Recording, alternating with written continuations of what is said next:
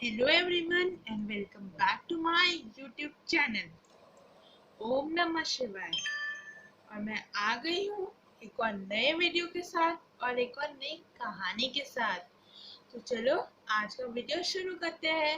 लेकिन आज का वीडियो शुरू करने से पहले से बहुत सारे लाइक्स कर दीजिएगा।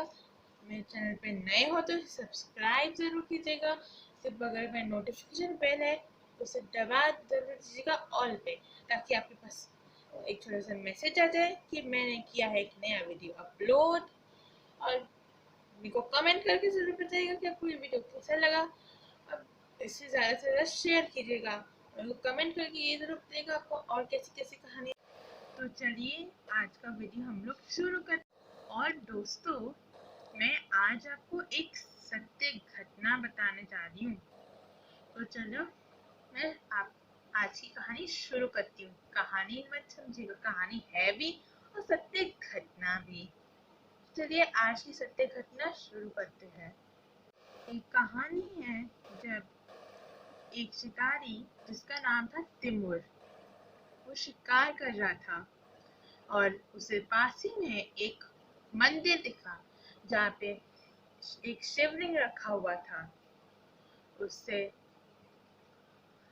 वह शिवलिंग बहुत अच्छा लगा। वह उस शिवलिंग पे कुछ अर्पण करना चाहता था, तो उसे पता नहीं था कि क्या अर्पण करे। उसे कोई पूजा की विधि विधान पूजा की कोई विधि पता नहीं थी। तो उसके पास जो मांस था जिसका उसने शिकार किया था, मतलब जिस भी का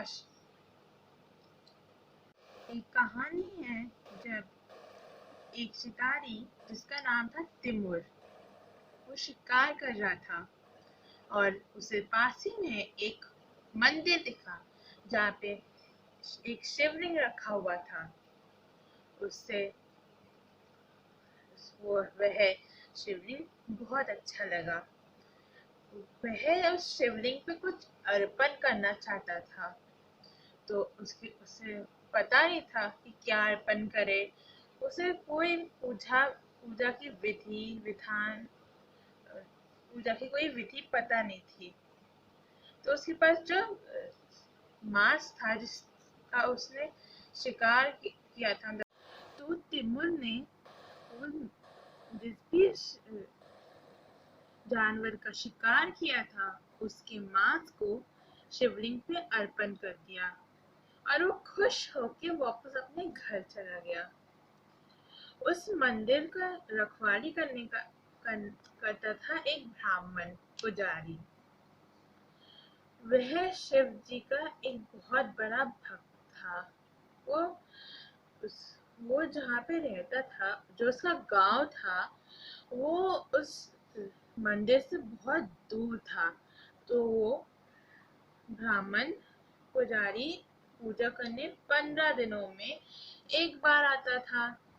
तो जिस दिन तिमुर अर्पण करके गया था उसके अगले ही दिन वो ब्राह्मण आया।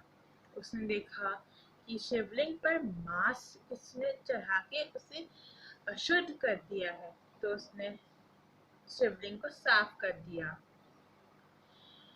ऐसे ही रोज होता रहा और वह पुजारी रोज उस शिवलिंग को साफ करके शुद्ध करके अपना पूजा पाठ करके चला जाता। फिर एक दिन आया जब तिमुर अपना मांस अर्पण करके गया। तब वह पुजारी आया, उसने देखा कि किसी ने मांस अर्पण किया है। फिर उसने मांस हटा के शिवलिंग को स्वच्छ किया और उस शिवलिंग को शुद्ध करने के लिए कुछ मंत्रों का जाप किया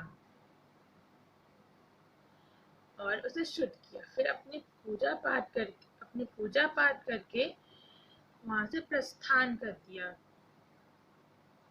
फिर जब अगले फिर जब वापस आया वो ब्राह्मण, तो उसने वापस देखा कि वहाँ पे किसी ने मांस अर्पण किया है। फिर उसने वापस सब शुद्ध किया, पूजा पाठ की, और फिर उसने एक दिन बोला कि हे महादेव, आप अपना इतना घोर अपमान कैसे सह सकते हैं। उस ब्राह्मण को अत्यधिक क्रोध आ गया था, वो क्रोध में ये सब कह रहा था।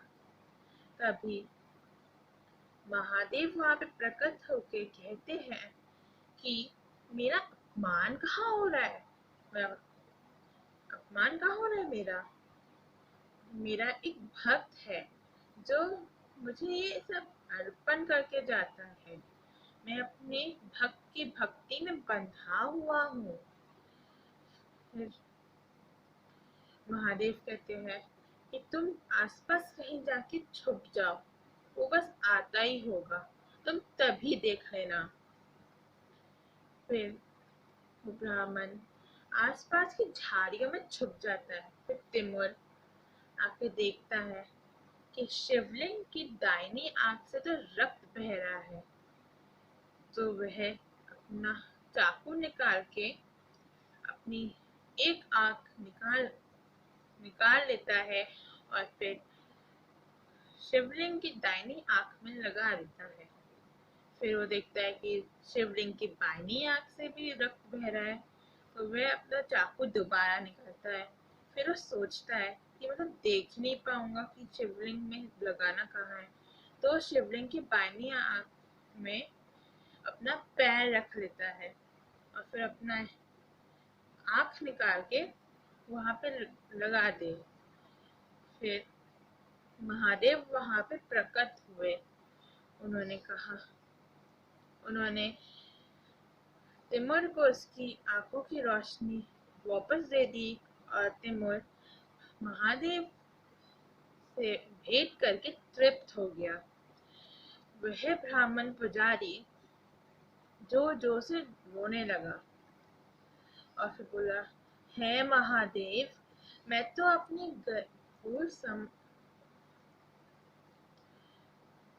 मेरे को अपनी भूल समझ में आ गई है,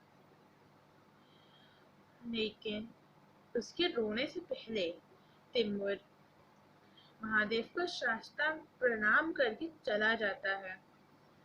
और उसके बाद वो पुजारी रोने लगता है और अपनी भूल के लिए साष्टांग दंडवत प्रणाम करते हुए क्षमा याचना करने लगता है। और हमें इस कहानी से एक शिक्षा भी मिलती है कि भक्त और भगवान के बीच में भक्ति का संबंध होता है। बस भक्त में भक्ति का भाव होना चाहिए। फल के अर्पण पूजा पाठ का घमंड नहीं, जैसे उस पुजारी में था। लेकिन तिमुर में तो सच्ची भक्ति और निष्ठा का भाव था। तो ये था मेरा आज का वीडियो और मेरी आज की कहानी। तो अगर आपको अच्छा लगा तो इसे बहुत सारे लाइक्स कर दीजिएगा। मेरे चैनल पे नए हो तो सब्सक्राइब तो करना बनता ही है। और मैं उसके बगल में जो नोटिफिकेशन बेल है उसे ऑल जरूर दबा दीजिएगा, ताकि आपको मिले मेरे सारे नए नए वीडियोस की नोटिफिकेशन। और मेरे को कमेंट करके ज़रूर बताइएगा आपको कैसा लगा और आपको और कौन सी वीडियोस स्टोरीज चाहिए। और ज़्यादा से ज़्यादा भर भर के शेयर कीजिएगा। तो मैं मिलती हूँ आपको अपने नेक्स्ट वीडियो में। तब तक के take care and bye bye.